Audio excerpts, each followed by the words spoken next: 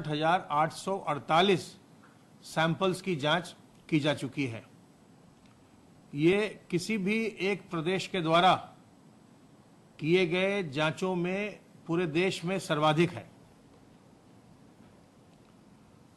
Pool sample के अंतर्गत कल 5-5 सैंपल के 2,239 पूल लगाए गए, जिसमें 387 में पॉजिटिविटी देखी गई और 10-10 सैंपल के 155 पूल लगाए गए, जिनमें 20 में पॉजिटिविटी देखी गई।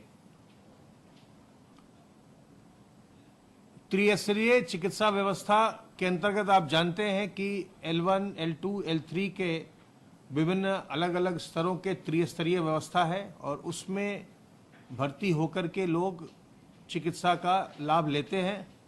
लेकिन उसके अतिरिक्त अब लोगों के समक्ष होम आइसोलेशन का विकल्प भी उपलब्ध है। अगर कोई व्यक्ति संक्रमित होता है और लक्षण रहित है तो अपने घर पर रह कर के भी स्वास्थ्य लाभ कर सकता है, अगर उसके घर पर कुछ सुविधाएं उपलब्ध हैं। अगर उसके घर पर 2 शौचालय है ताकि वो अपने आप को अपने परिवारीजनों से बिल्कुल अलग कर सके, पृथक कर सके, और उसके आइसोलेशन के फलस्वरूप घर के जो और सदस्य हैं उनके संक्रमण का कोई खतरा न रहे, तो अपने घर पर रहकर ही वो स्वास्थ्य लाभ कर सकता है। और अब बड़ी संख्या में लोग इस विकल्प का लाभ उठा रहे हैं। कुल 50,242 एक्टिव इन्फेक्शन के केस में से 25,008 लोग इस समय होम आइसोलेशन में हैं। वो घर पर रहकर ही अपना स्वास्थ्य लाभ कर रहे हैं और उनको उसके लिए जो आवश्यक दवाएं हैं और दिशा निर्देश हैं वो उपलब्ध कराया जाता है। प्राइवेट चिकित्सालयों में, जिनमें लोग भुगतान के आधार पर अपना इलाज करवाते हैं, वैसे 1,719 मरीज हैं जो प्राइवेट चिकित्सालयों में अपना इलाज करवा रहे हैं और 283 लोग सेमी पेड L1+ कैटेगरी के सुविधा में अपना इलाज करवा रहे हैं, जहां लोग होटल में रहते हैं और सरकारी चिकित्सक दल के द्वारा उनका इलाज किया जाता है। सर्वेलेंस की कार्रवाई के अंतर्गत अब तक 61,081 इलाकों में 2,57,153 टीम दिवस के माध्यम से 1,78,65,534 घरों का सर्वेलेंस किया गया है और इन इतने घरों में 8,98,31,477 लोग रहते हैं। तो इतने लोगों का 8,98,00,000 से ज्यादा लोगों का सर्वेलेंस अब तक किया गया है। आरोग्य सेतु ऐप में जिन लोगों के अलर्ट जनरेट हुए हैं उनमें से 9,17,330 लोगों को अभी तक कॉल किया जा चुका है। ई-संजीवनी पोर्टल के बारे में मैंने आपसे आग्रह किया था और आपको ये अवगत कराया था कि इसके माध्यम से आप घर बैठे ही चिकित्सकों से वीडियो कॉलिंग के माध्यम से आप परामर्श प्राप्त कर सकते हैं और संक्रमण के समय में जब तक बहुत आवश्यक न हो तो हमें अपने घर से निकलना नहीं चाहिए। जब आवश्यक हो तभी अपने हम घर से निकलें और विशेष करके जो गर्भवती महिलाएं हैं या बुजुर्ग व्यक्ति हैं, छोटे बच्चे हैं या पहले से कोई बीमार या कमजोर व्यक्ति है, उसको अपने घर से अत्यंत अपरिहार्य परिस्थिति में ही निकलना चाहिए। और अगर आपको चिकित्सकीय सलाह प्राप्त करनी है तो आप घर बैठे ई-संजीवनी पोर्टल पर भी आप प्राप्त कर सकते हैं। लगातार लोग इसमें, विभिन्न जिलों के लोग इसमें लगातार परामर्श प्राप्त कर रहे हैं। कल भी 1,720 लोगों ने इस पोर्टल पर डॉक्टरों की राय प्राप्त की और अब तक 31,690 लोग पिछले एक महीने में इसमें लोग इस पर सलाह डॉक्टरों की प्राप्त कर चुके हैं बिना घर से निकले। और डॉक्टरों की सलाह के साथ साथ आपको जो दवाइयां हैं वो भी इससे ही, पोर्टल से ही प्रिस्क्राइब हो जाती हैं। डॉक्टर आपको प्रिस्क्राइब कर देते हैं। कोविड हेल्प डेस्क आप जानते हैं कि निरंतर बनाए जा रहे हैं प्रमुख कार्यालयों में और प्रमुख प्रतिष्ठानों में, जहां लोगों का काफ़ी आना जाना रहता है। और इन हेल्प डेस्क पर infrared thermometer, pulse oximeter, sanitizer आदि अनिवार्य रूप से उपलब्ध होते हैं, ताकि लोगों की जो भी वहाँ उस कार्यालय में आ रहे हैं, जा रहे हैं, या जो लोग प्रतिष्ठानों में आ रहे हैं, जा रहे हैं, उनकी प्रारंभिक स्क्रीनिंग की जा सके। और अब तक प्रदेश में 62,443 कोविड हेल्प डेस्क स्थापित किए जा चुके हैं और इनके माध्यम से 6,58,067 लक्षणात्मक व्यक्तियों का चिन्हांकन भी किया गया है।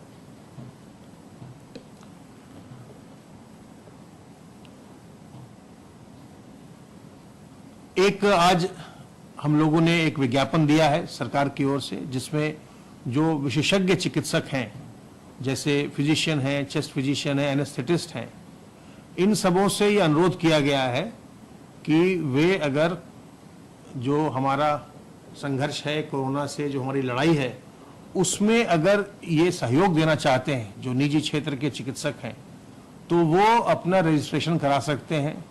वो आकर के हमारे जो कोविड हॉस्पिटल हैं L2 L3 लेवल के, उसमें वो 15 दिन की अपनी सेवा दे सकते हैं, जो कि उनकी समाज के लिए और राष्ट्र के लिए एक बहुत बड़ा योगदान होगा इस एपिडेमिक के समय में। और उसमें वो न केवल वो आके अपना योगदान देंगे समाज के लिए और देश के लिए, राज्य के लिए, बल्कि उसके लिए उनको तमाम तरह की सुविधाएं भी उपलब्ध कराई जाएंगी। उनको उसके लिए मानदेय दिया जाएगा, उसके लिए जो बीमा की व्यवस्था है, बीमा की व्यवस्था उनके लिए की जाएगी, और भी जो एक्टिव क्वारंटाइन में जो रहने की व्यवस्था होती है वो सब की जाएंगी। तो अगर आप समझते हैं कि आप इस संघर्ष में, इस लड़ाई में आप भी योगदान देना चाहते हैं, हो सकता है कि आप ये सोच रहे हो कि इसमें मुझे भी योगदान करना चाहिए इस महामारी की वेला में, और आपको ये अवसर नहीं समझ में आ रहा था कि कैसे करें, तो वो अवसर आपके सामने है। इसका अखबारों में हमने विज्ञापन निकलवाया है और हमने उसको हमारे जो आप हेल्थ विभाग के या जो राष्ट्रीय स्वास्थ्य मिशन है उसकी वेबसाइट पर जाकर के भी आप अपना पंजीकरण करवा सकते हैं, और फिर आपके घर के आसपास के ही किसी जिले में आपकी सहायता, आपकी सेवा ली जाएगी।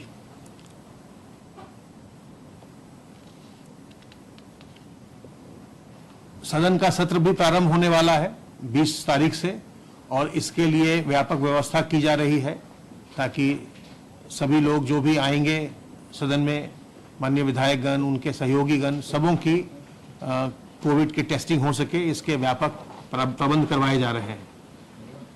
आप जानते हैं कि हमारे हेल्पलाइन का नंबर 1800-180-5145 है। अगर आपको कभी भी ऐसा लगे कि आप में इसके लक्षण आ रहे हैं, कोविड के लक्षण आ रहे हैं, आपको खांसी हो रही है बार बार, आपकी सांस फूल रही है, बुखार रह रहा है, या आपके सूंघने की या स्वाद की क्षमता में ह्रास हो रहा है, तो तत्काल अपनी जांच कराइए। जांच कराइए। अगर कोई संक्रमण है तत्काल, या तो अगर घर पर व्यवस्था है तो घर पर ही रह करके अपना स्वास्थ्य लाभ करिए, दवाइयाँ लीजिए, और अगर घर पर व्यवस्था नहीं है तो अस्पताल में आकर के जो L1 L2 L3 की व्यवस्था है उसमें आकर स्वास्थ्य लाभ करिए। इसकी जांच की व्यवस्था, इलाज की व्यवस्था बिल्कुल निःशुल्क है, लेकिन इसमें विलंब कतई न करिए। जैसे ही आपको ऐसा लगे, आपको लगे या आपको लगे कि आपके आसपास कोई व्यक्ति है, आपके परिवारजन है, आपके कोई मित्र हैं जिनको ऐसे लक्षण आ रहे हैं, तत्काल उनकी जांच करवाइए और जांच करके इलाज करवाइए, ताकि वो पूर्णतः स्वस्थ होकर फिर अपने काम पर वापस जा सके। ध्यान रखिए कि इससे बचाव ही हमारा सबसे बड़ा इस समय हथियार है, और न इसकी कोई वैक्सीन है, न अभी कोई एक कारगर कोई एक दवा है जिससे कि इसका इलाज होता हो। इसलिए सबसे अच्छा तरीका है कि हम संक्रमण से अपना बचाव करें, और वो हम अपने हाथ को साबुन पानी से बार बार साफ रख करके, अपने मुंह और नाक को हम मास्क, दुपट्टा, रुमाल, गमछे आदि से ढक करके, और जहां भी हम कहीं जाएं सार्वजनिक स्थलों में, तो हम लोगों से 2 गज की दूरी बना करके हम इसको रख सकते हैं, कर सकते हैं। संक्रमण से हम बच सकते हैं, दूसरों को भी बचा सकते हैं। और एक फोन नंबर हम लोगों ने और अभी नया शुरू किया है। कोई कोविड का मरीज है, अगर उसको अस्पताल में भर्ती होने में दिक्कत हो रही है, किसी भी जिले का हो, वो सीधा 0522 2217-044 0522221704 पर फोन कर सकता है। इस पर भी हमारे अधिकारीगण बैठेंगे और किसी एक जिले के लिए नहीं है, पूरे प्रदेश के लिए है। किसी को भी अगर भर्ती होने में दिक्कत हो रही है तो आप इस पर फोन कर सकते हैं। आपकी यहां से भी सहायता की हम लगातार कोशिश करेंगे। तो मेरा अनुरोध है आप लोगों से कि संक्रमण के लक्षणों को समय से पहचानिए, तत्काल अपनी जांच कराइए और अगर संक्रमण आता ही है तो उसका इलाज कराइए। इलाज करा के स्वस्थ होकर के फिर अपने काम पर लगिए। सावधान रहिए, सतर्क रहिए, स्वस्थ रहिए, प्रसन्न रहिए। अब मैं अनुरोध कर रहा हूं अपर मुख्य सचिव गृह से।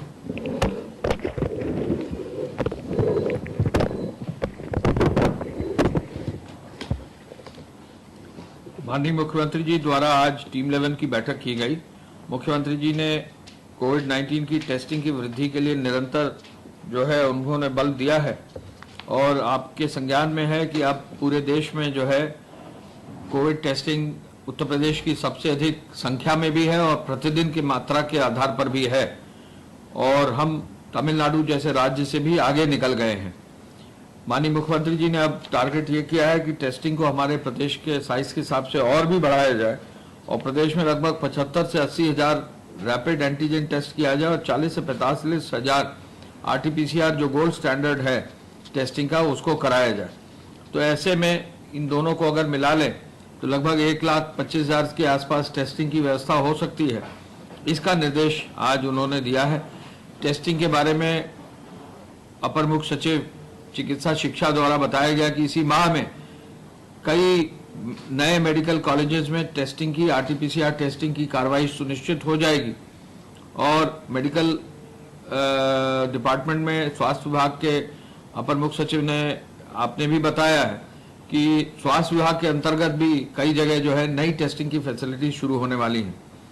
कोविड-19 से पोर्टल को अद्यतन करने का भी निर्देश आज दिया गया है और उसको निरंतर अपडेट भी किया जा रहा है और ये भी कहा गया है कि कोविड-19 को देखते हुए जो अभी माननीय अध्यक्ष विधानसभा जी के पास अभी बैठक भी हुई है तो कोविड के संदर्भ में सत्र पर विशेष सावधानी बरतने की आवश्यकता है। माननीय मुख्यमंत्री जी द्वारा कोविड के संक्रमण के चेन को तोड़ने के लिए ये भी निर्देश दिया है कि सैटरडे संडे का जो पूरा लॉकडाउन है उसको पूरी तरह से पालन किया जाए। माननीय मुख्यमंत्री जी ने कोरोना के संक्रमण के दृष्टिगत धार्मिक कार्यक्रमों को आयोजन में जो भी है घर के अंदर ही करने का जो है लोगों को सुझाव दिया है। सार्वजनिक स्थलों पर कोई भी धार्मिक कार्यक्रम या सांस्कृतिक कार्यक्रम न हो, यह निर्देश उन्होंने दिए हैं। मुख्यमंत्री जी ने बरेली, गोरखपुर, प्रयागराज, बस्ती पर विशेष ध्यान देने की आवश्यकता बताई है और लखनऊ और कानपुर नगर के मामलों को नियंत्रित करने के लिए चिकित्सा व्यवस्था को सुदृढ़ करने के लिए प्रभावी कदम निर्देशित किए हैं।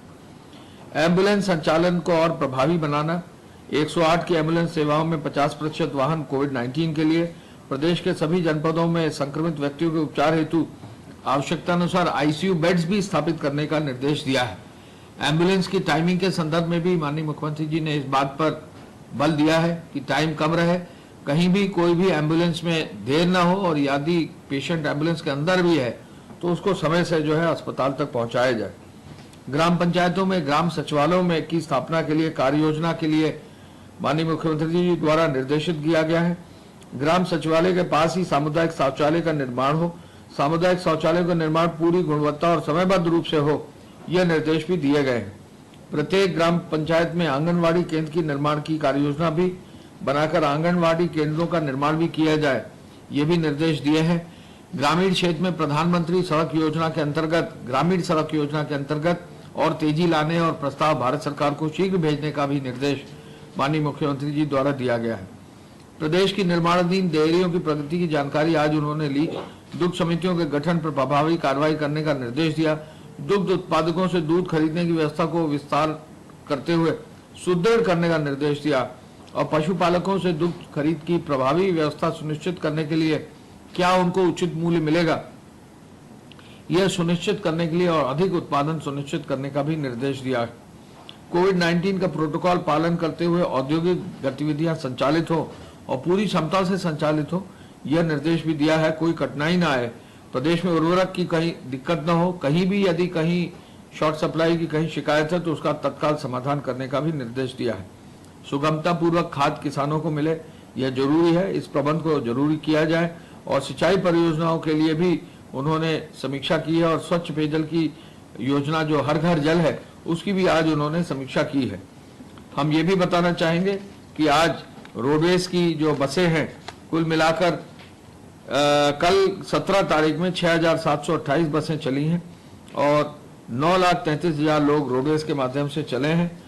हम ये भी आज बताना चाहेंगे कि पूरे प्रदेश में जो सोशल डिस्टेंसिंग पालन करना है, 2 गज की दूरी और मास्क है जरूरी का इंश्योर करना है।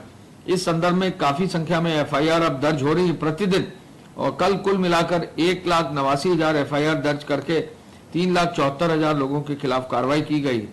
67,997 वाहनों को अब तक सीज करके 64 करोड़ 74 लाख रुपया जो है वसूल करने की कार्रवाई की जा रही। कुल आवश्यक सेवाओं के लिए 3.5 लाख वाहनों की परमिट जारी किया गया है।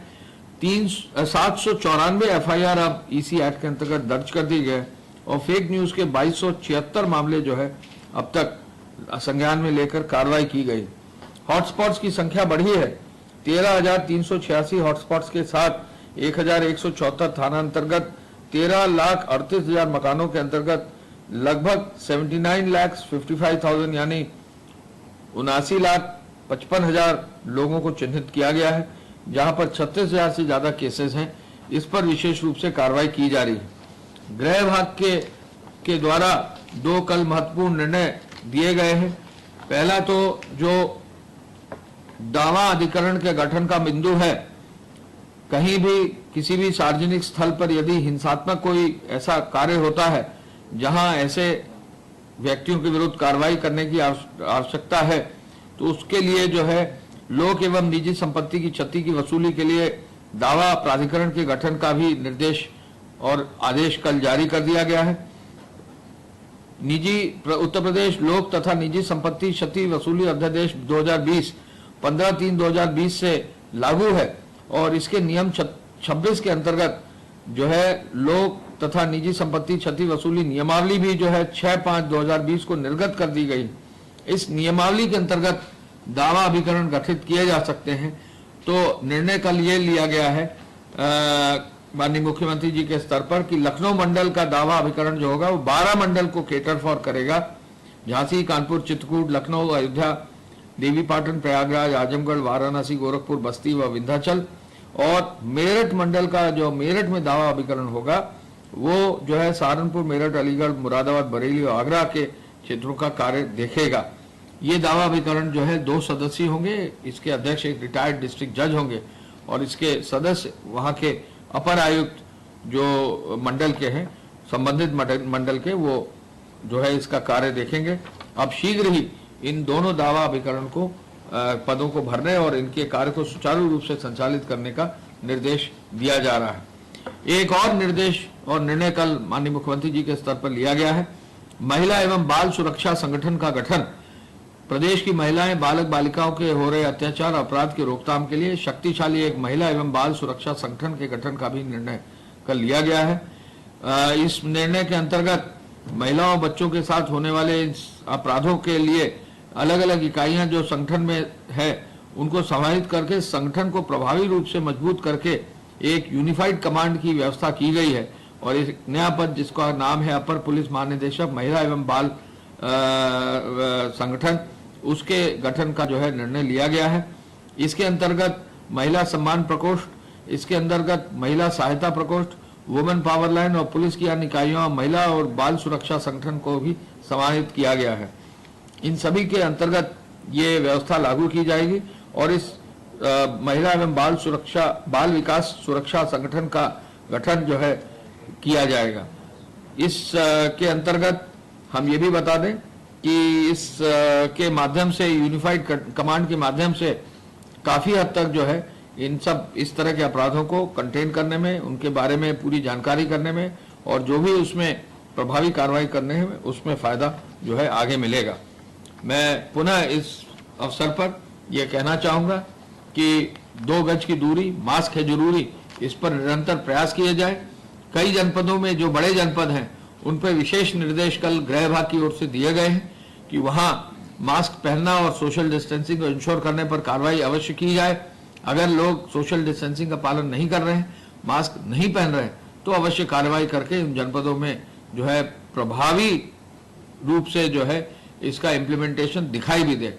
ऐसा वहां के जिलाधिकारी, वहां के एसएसपी या डीआईजी या एसपीज को दिया गया है, और जो हमारे दोनों कमिश्नरीज हैं लखनऊ और नोएडा, यहाँ के सीपी साहबान को भी ये निर्देश दिया गया। धन्यवाद। जय हिंद।